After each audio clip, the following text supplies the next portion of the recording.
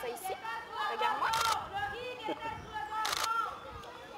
Dans le fond, on va tout t'expliquer c'est quoi tantôt. Yes.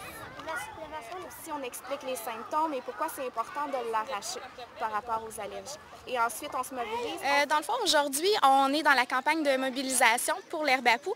Donc, c'est-à-dire qu'on fait sollicitation avec les camps de jour et les jeunes pour se déployer sur le terrain.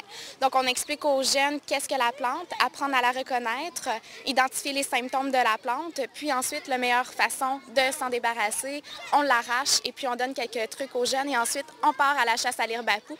On fait un petit peu de terrain, puis les jeunes aiment bien ça. C'est quoi les dangers relatifs à l'herbe à poux?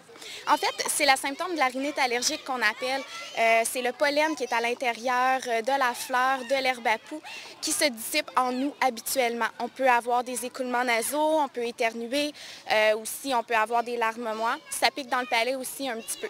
Donc, il n'y a aucun danger quand on touche à la plante qu'il y ait des réactions cutanées, c'est-à-dire boutons, rougeurs, plaques, etc. C'est vraiment relié à la rhinite allergique. Mais on s'entend qu'il y a beaucoup d'allergies. On n'enlève pas toutes les plantes. Pourquoi on enlève celle-là? Parce que, en fait, l'herbe à poux, c'est une plante qui se reproduit de façon excessive. C'est une plante qu'on retrouve de plus en plus sur le territoire trifluvien et il y a 25 % de la population qui est atteinte de la rhinite allergique, dont le pollen de l'herbe à poux qui est un des plus forts dans la rhinite allergique.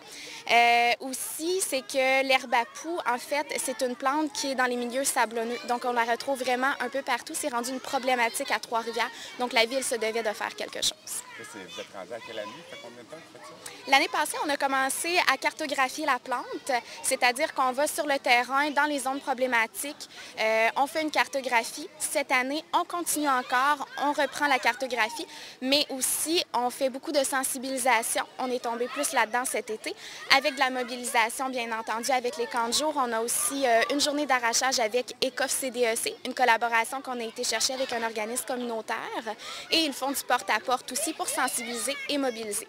Donc cette année, ça prend beaucoup plus d'ampleur. On est super content de ça, puis on espère que l'année prochaine, ça va continuer. Est-ce qu'il y a un bilan de fait de l'année passée?